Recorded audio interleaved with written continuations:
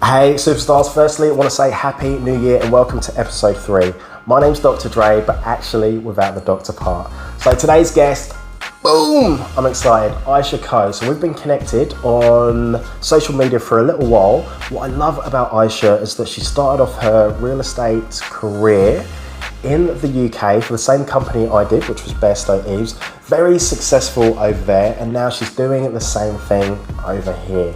Before we get into the show, if you need any help with your job search, please reach out to myself or my team. We'd be happy to help. That's what I love to do. My sweet spot is helping sales professionals. So if you want to get results and have fun at the same time, give us a call, drop us a message, and make sure you enjoy the show. So welcome, Aisha. How are you? Hi, Dre. I'm really well, thanks. I'm really excited to be here today. Thank you so much for having me on. How are you going? Yeah, I'm pumped. Happy New Year. Happy New Year. Yeah, did you have a good Christmas and good New Year? What did you get up to? To be honest with you, this one was a bit of a weird one because obviously what's going on in the world and it's not really the same. So it's just really healthy one and productive and being with friends and having lots of food, which I think that's what it's all about, isn't it? Food and friendship and family. Yeah, definitely. All right, tell us a little bit about yourself and your background. So I am currently a real estate agent in Geelong in Victoria. I've been in real estate for 13 years now. This January actually, this month. I started off in London, in South London as an agent. I was there for 6 years, absolutely loved it. And then I moved to Australia in 2012. And I have been working as an agent in Melbourne, Geelong. I had a year in Perth as well, and currently in Geelong working for McGrath estate agents in Geelong. Yeah. Excellent. And how did you get into sales? What was that first step? Oh, look, for me, it's actually a funny story because I knew I always wanted to work with people. I'm a people person. Sitting behind a desk all day, every day, doing the same thing wasn't for me. I did try that when I was a lot younger, and I just wanted to work with people. That's where I thrive. That's where my natural talent is and my skills are best displayed is working with people. So I originally went for a job role with Emirates airline. Really? And me and my friend, we lined up outside the offices in London. We went for the interview day. There was like 150 people there. They had like 10 rounds, process of elimination. They got rid of loads of people and it came down to like 5 of us out of like 150 that got through to the end to go work for Emirates. And I got in, and then just at the last minute they said, you need to sign a declaration that you don't have any tattoos because you cannot work for Emirates if you have any tattoos. And I had a tattoo, a small one, and I had to, so my girlfriend got in and I didn't because I had this tiny tattoo, which I did stupidly when I was younger. Was it visible? Was the tattoo visible? Or? Yeah, it was on my wrist. So I was covering it up with a watch, and they basically said, we can't take you because of that. And actually, whilst I was devastated at the time, looking back, it was actually the best thing that ever happened to me because I started to get the tattoo removed. I had laser treatment, got it off. But by the time I got it off, I actually didn't want to go there anymore and do that job. So I was looking around. I was like, well, actually, what do I want to do? Real estate, I've just seen a lot of the things on TV, the programs, and I was thinking, it'd be quite cool to show people around some nice houses, and had no idea what it actually involved. Just saw a little bit from the outside looking in, and I put on my suit, printed off a CV, and I walked up and down the high street in Maidstone in Kent. Went into all the different real estate companies and asked to speak to the manager and asked them if they had any positions going. So how old are you? I think I was about 20, maybe 21 at the time. So look, I literally had no idea. I was, completely a blank canvas to work with, but my attitude was there and I really wanted to learn. I wanted to get stuck in. I was always early, leaving late, and I absolutely loved it. And within the first 6 months, I had one top salesperson. So in that office, just in that office, not throughout the country. So that's kind of how it started, and I never really left, and I still love it to this day. Right. So why do you think that you won, top salesperson in the first 6 months? What is it that you've done differently that the other guys and girls weren't doing? I didn't have as much knowledge as them, but my enthusiasm was just off the charts. I was just so excited. I was learning this new role. I was really enthusiastic. I really wanted to do well for myself, but also impress my boss. And I think that passion, and that transpires when you're dealing with people and they buy from you. But I had no idea that I was doing it at the time. And I think it is so true. When you love what you do it differently to how you would do something as if it was just on your task list. Totally agree. With everything, the voice, your efficiency, your body language, just everything is different. Tell me, what's the highlight of your career so far? What's been the highlight? Oh gosh, do I have to pick one? I've probably got two. Okay, give me two, because being in real estate is it's a tough game. It is. Lots of people get into it and then they get out. So my first job, so similar to you, I was working for Bear State Eves. So I worked with them. That's who I worked for in London. That was the person that I walked into. The agency that I walked into in London was Bear State Eves. So we actually worked for the same company. I think that's check that out. And then after about 3 months, there was a guy called Mark who was the marketing manager, and he was like, "Oh, I've been approached to open up my own office for heart estate agents. The one with purple line." And he said, "Look, I can see some potential in you, so I'd love you to come along." And I worked there for a couple of years, and the office was probably the worst performing office. We tried to turn it around, weren't able to do that, and they ended up closing it as well. So what I'm trying to say is that real estate is a very tough game, but I believe that you learn so much about people, about relationships, about emotions, about people's lives. Tell us more about your highlights. What have been your highlights? Just before I do that, you're absolutely right. You just said, it's a people business. It's not really about property. It is about property, but ultimately this is a business about people. And yes, we are selling houses, but I like to look at my role a bit differently. I like to think that I'm actually a connector. I'm a marketer. Yeah. I'm a negotiator. I'm a facilitator. I am a question asker master. Oh, yes. I am a problem solver. I also extract things from people to help them achieve what they need to achieve. And also you've got to be a bit of a psychologist and an opportunist. So you're actually effectively putting all of those things into one. You're not just an estate agent. You have to be all of those things to be successful.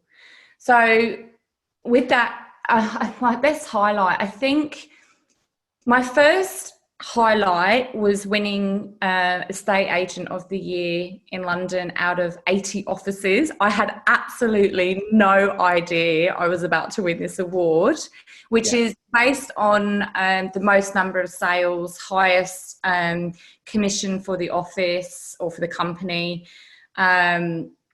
highest value. So it's a combination of statistics to win that award. Yeah. And there was 80 offices. So we'd all get together at the end of the year. There's quite a few agents there out of those offices. And there was the same guy would win it every single year, Alex McDonald, every single year. He was just the one. He won it 5 years in a row. Anyway, everyone thought, oh, it's going to be Alex. It's going to be Alex. So, so I'm drinking a few champagnes at this awards night, and you know, maybe had one too many, and then they said my name, and I turned around to Alex and I was clapping him. And he looked at me and went, Aisha, it's you. And I was like, what? So I could not actually believe it. I was just so amazed. I had absolutely no inkling at all. And I had to get up on this stage, which was, a bit of a challenge in itself. Yeah. And so that was definitely a highlight. I got my little award, which I think is here somewhere. I've actually chipped it. So why do you think you beat Alex? What was it that you... Yeah. Well, I know looking back, I know what it was now, because I used to work in the same office as him, and I purposely sat next to him. So I would literally listen to what he would say, and I'd copy him. I'd go, oh, that was really good, Alex. I loved what you said on the phone, because we had this open air office. We didn't have these cubicles or anything like that. As you know, all the agents in London, it's just one open room, and even the buyers and the owners just walk into the room that you're working in, and they sit down at your desk with you, right? Yeah. You don't have like an area that you sit with the buyers and then you go out the back and work on your computer. Everything is open in London, in most offices. So I would just sit next to Alex and I would just listen to him, and I would maybe write down little things he would say or things he would do, and I'd have a book that, like my training book, and I would just reread and refresh, and I just copied him. So I think I learned a lot from there was a bit of friendly competition. We were great friends, but we also worked as a team. We all helped each other. I also had an amazing leader, which definitely think contributed to me winning the award, because I was so inspired by Dominic, who was my manager. I had a great relationship with him, and he made me want to work harder for him. It was just such amazing synergy between us, and he made me want to be a better person. He guided me in my personal life as well as my work life. We're still great friends to this day, and he was the best manager, one of the best managers I've ever had. And I think when I came to Australia, I was looking for my Dominic, you know, because it really helps when you work for a great leader. So he definitely helped me win that award subconsciously. He guided me through that. Okay, and who've been like your greatest like mentors, coaches? Is there anyone else apart from Dominic that's really stood out? Yeah, look, I definitely have met quite a few different people on my real estate journey, and some that I sort of connect better with than others. And I mean, you've got lots of trainers out there now, but for me, one guy that really stands out is Peter Gilchrist.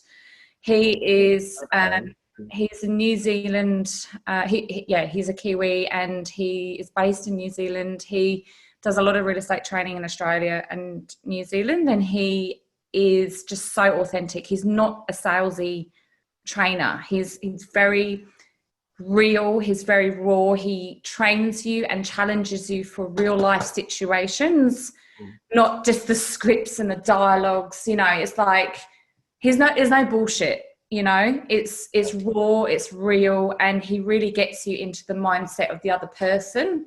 Quite a bit of psychology there as well, and I just love his energy, and I think he's probably the best trainer in real estate out there. But look, not just the famous people, the well-known people are mentors. I think in everyday life you have mentors that could be a friend, you know. I have a very close girlfriend who knows me intricately from the moment I got to Australia. We've been friends, and every time I lose a listing or if something happens that's negative, I'll talk it through with her. And we'll work it out, because she's not in my office, she's not a colleague, she's not my boss, she's separated from my work, but she's somebody that I can talk through things with, and she can give me another perspective. But she's also in sales, but in a different industry, so it helps. We understand each other. So she sells something else.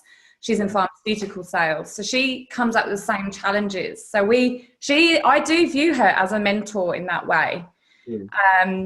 So I think it's important for everybody to have a few different mentors, not just one that you go to. There's different people for different reasons. All right. And what books are you reading or podcasts are you listening to at the moment? Well, I did bring some here for you. So one of the ones, in fact, I've got two mainstream ones, and then I've got a few books here that my friend actually wrote. So one of the biggest books best books that's influenced me has to be by Dale Carnegie, How to Win Friends and Influence People. Very well-known book. I bet you've got a copy of that. Yeah, I've got some. Yeah.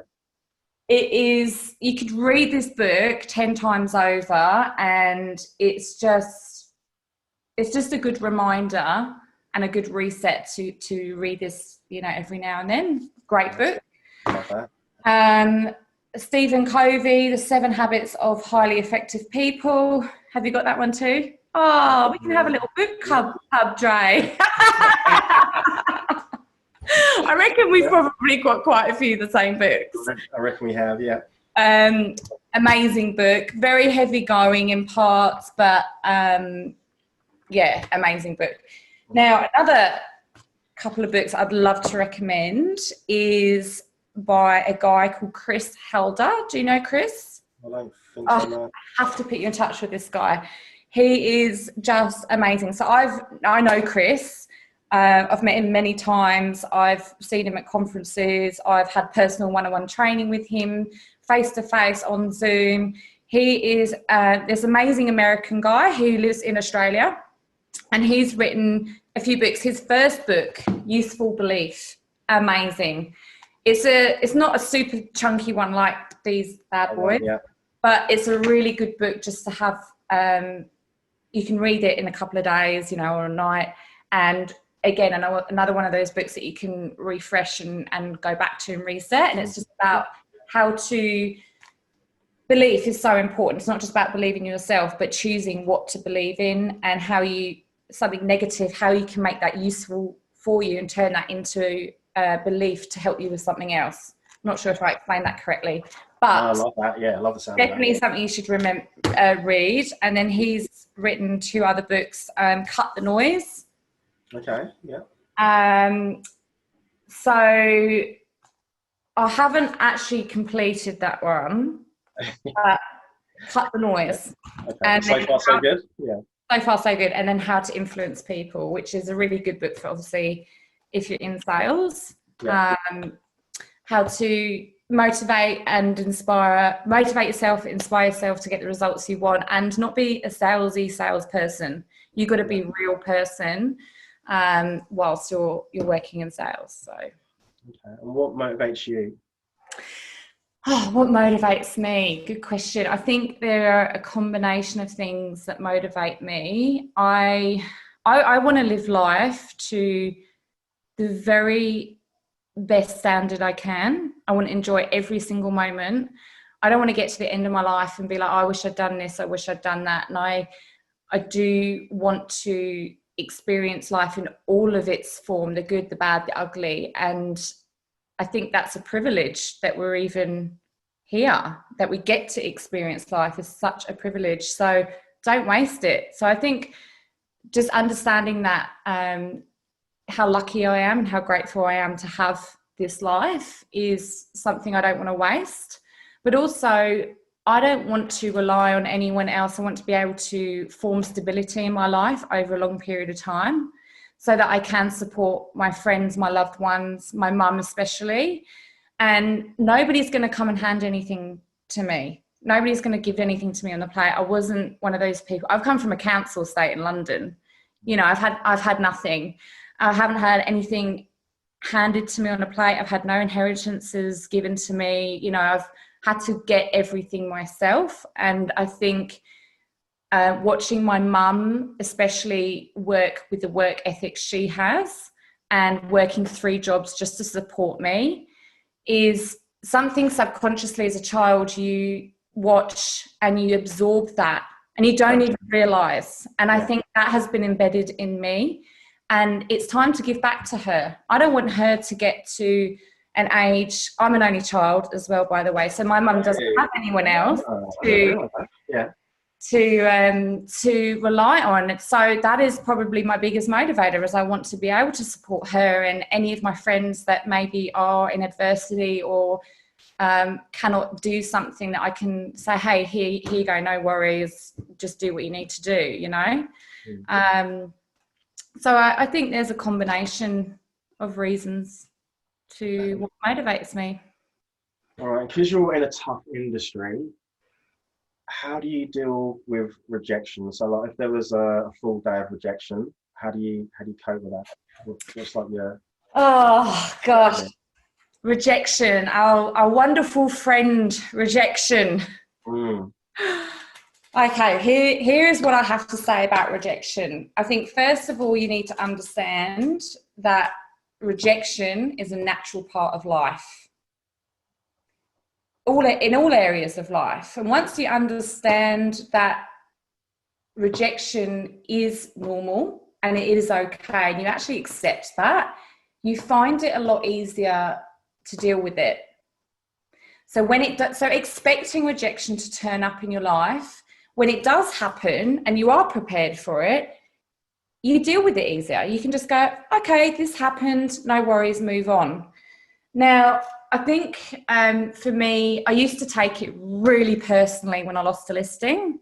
I'd be so upset. I would just be off the charts, like, you know, and I'd try and find out why. And I used to take it really, really personally. But in the last few years, I've now got to the point where I generally can look at, and that's probably the biggest form of rejection in our role, is losing the listing.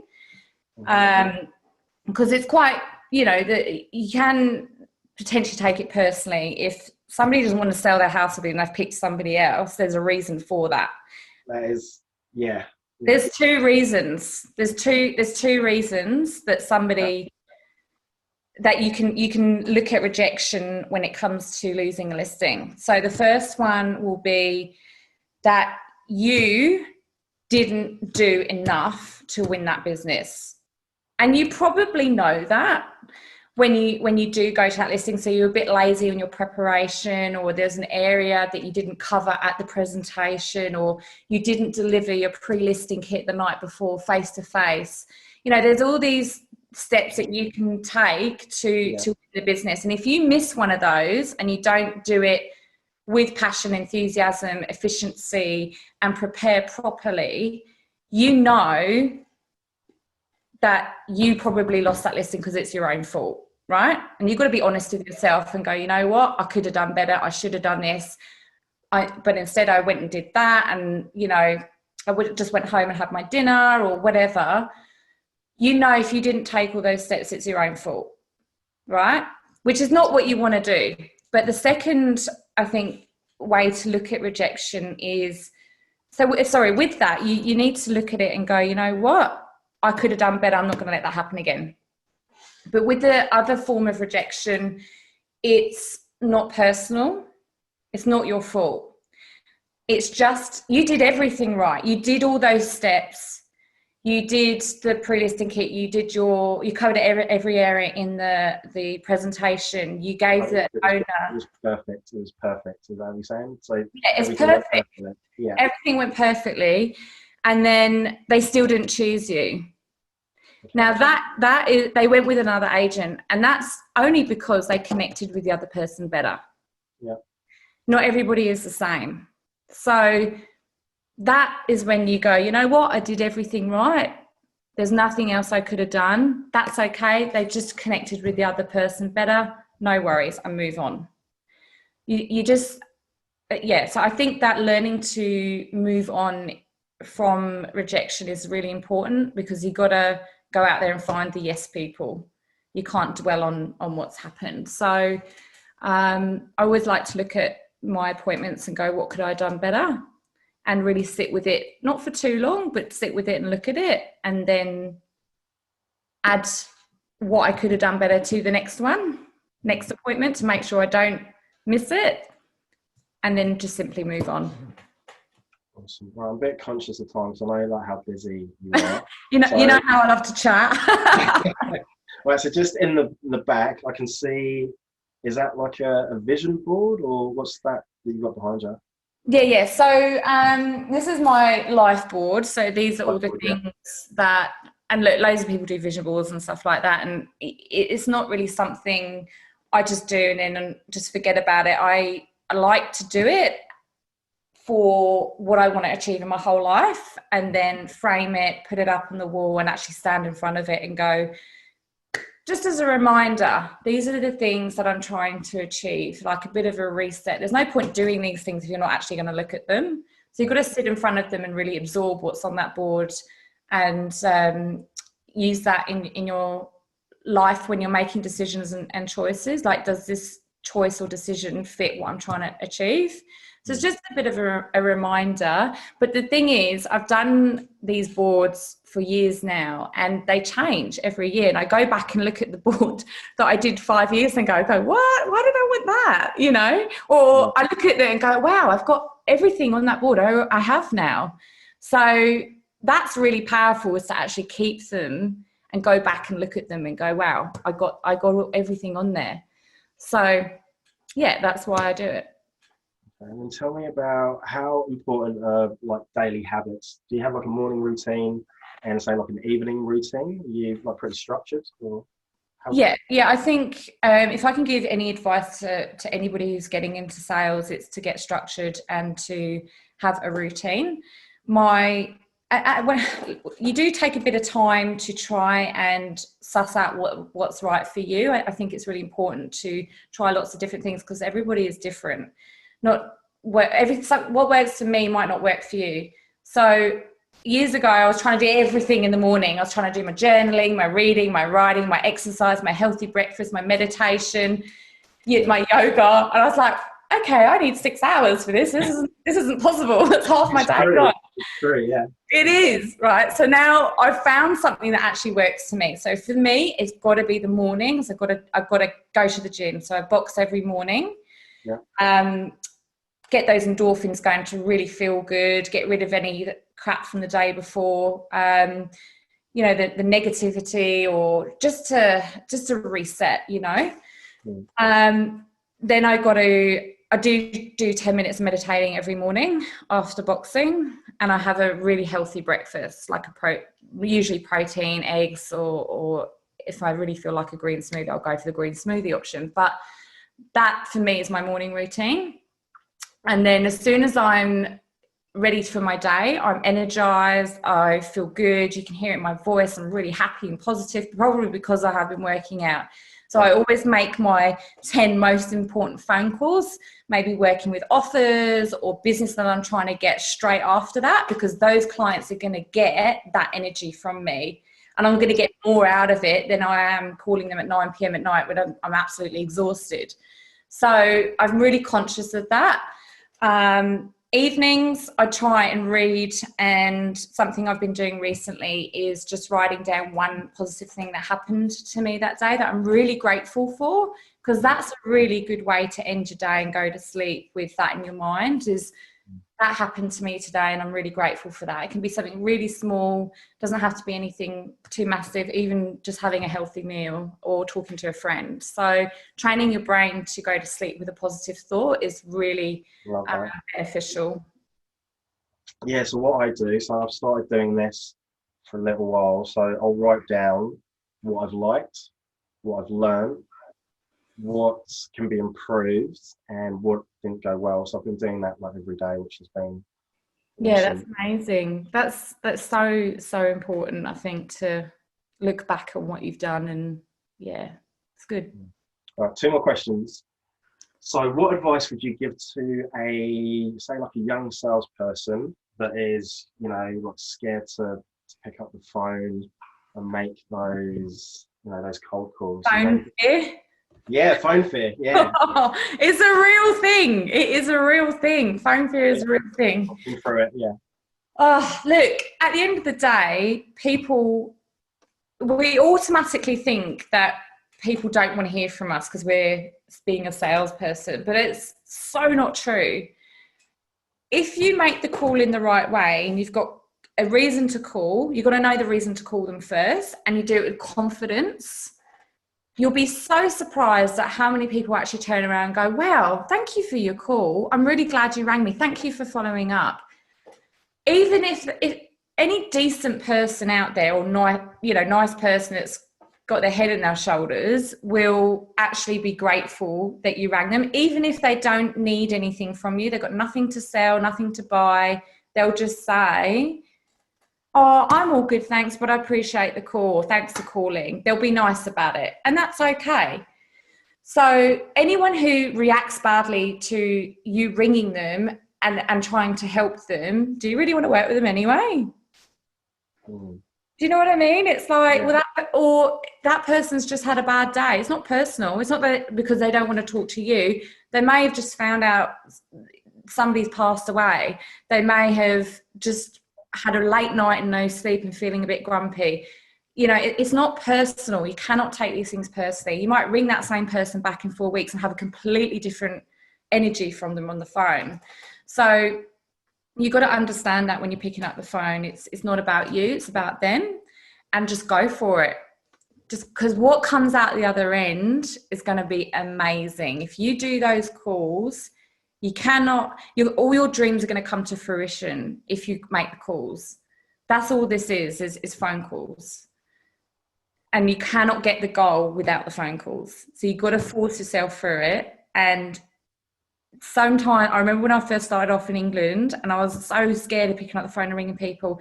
And then I'd get off the phone and be like, oh my God, that person was so nice. They invited me round, and, you just don't know what kind of conversation you're going to have. You just got to bite the bullet and do it. And you'll be pleasantly surprised, I think, if you just find a way to get over the fear. Yeah, great tip. All right, so very last question. Is there anything that you'd like to leave the audience, or any sort of tips or advice that you give to to up and coming salespeople? I think that there's loads of things I could say here, but I think for me, there's probably two things that I could say which would benefit you straight away if you're looking at getting into sales.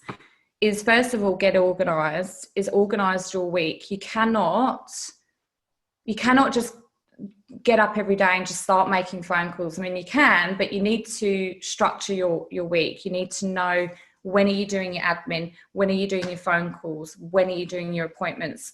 When do you have the most energy to do the appointments? Because everybody is different. For me, I like to get them done in the morning or be on the phone in the morning, because that's when I have most energy. So for other people, it might be in the afternoon. So get structured for what works for you and stick to that structure.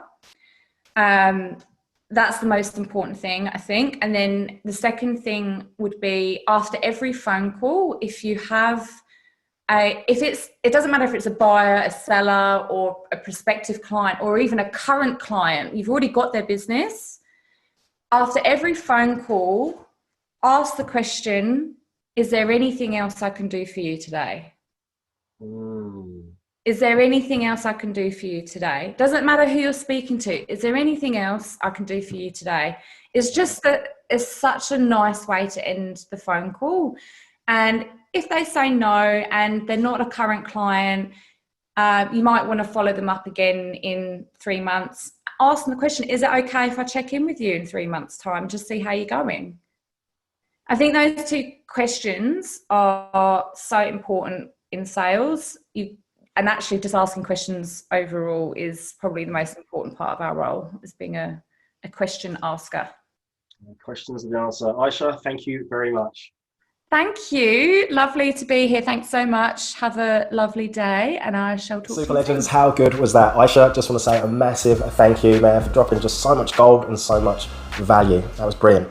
All right, so my key takeaways. Number one is model the best, copy the best. So what Aisha done, she knows exactly what she done. She sat next to the guy that had won 5 national sales awards for their offices. She listened to what he was saying on the phone. She copied, what he was doing. She made notes, and then she went away and implemented. And doing that consistently, she was able to be the best. And I think I love hearing stories like that. Number 2, so she had a really inspiring leader. So that was someone that she wanted to be a better person for. She wanted to work harder. And what I loved is that he actually helped her with her personal life. So when I was in real estate, there's a guy called Mark Lovian when we were at Heart Estate Agencies, and he done exactly the same thing for me. So little things like such as, you know, helping me to do a proper Windsor knot, like on my tie, and to make sure that when I was having like personal problems, not to bring them into the office. So work was work, personal life was separate as well. So like Mark, just really appreciate you, man. Really appreciate you. It's so funny as well because we actually caught up on the phone. I haven't spoken to him for years, but we caught up a few weeks ago. Number 3 was Aisha mentioned that her mum had worked like 3 jobs. So proximity is power, and 95% of our behaviour is at the unconscious level. So that means we're not actually aware of what's happening. So because Aisha was surrounded, she was in her environment, and she was, you know, observing and seeing and feeling and hearing, you know, like her mum like working all the time, that's been ingrained in her. And that's a bit similar to my parents as well. So they used to have, you know, 2 or 3 jobs when I was growing up. She also mentions, you know, her habits, her daily habits. So Aisha loves to go to the gym. The reason that she does that, especially in the morning, is because it makes her feel better. So your physiology affects your psychology. So your physiology affects your psychology. So because she's feeling so great about herself, she'll make the hardest or challenging phone calls first as well. To relax her mind, she mentioned that she uses meditation, and she's also got a vision board as well, which she can highlight. She plans out her week as well. So, you know, not just turning up thinking, oh, you know, who am I going to phone today? But everything, she knows what she's doing before that day. So plan out your whole week, plan out your whole day. And the last one is, this was the very last thing, or one of the very last things that she said, was when you're with a client, the last thing you say, look, is there anything else that I can help you with? Is there anything else that I can help you with? That is so subtle, it's so powerful, and I've noticed that there's a lot of people that do that, and I do that as well. I didn't really even like notice that I do that, so that's just a great reminder. Guys, thank you so much for your time. If you need any help, you know, with your job search strategy, hit myself up, hit my team. That's what we love to do, and can't wait for the next episode. Enjoy your day.